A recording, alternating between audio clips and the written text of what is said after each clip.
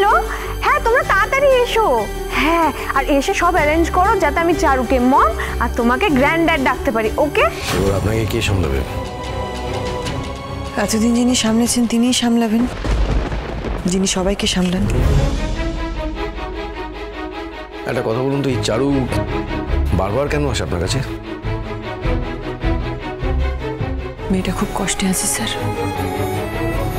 আর এই সব কিছুর জন্য আমার নিজেকে দায়ী মনে হয়। এগুলো নিয়ে এলাম, এগুলো দিয়ে ঘর সাজাবো।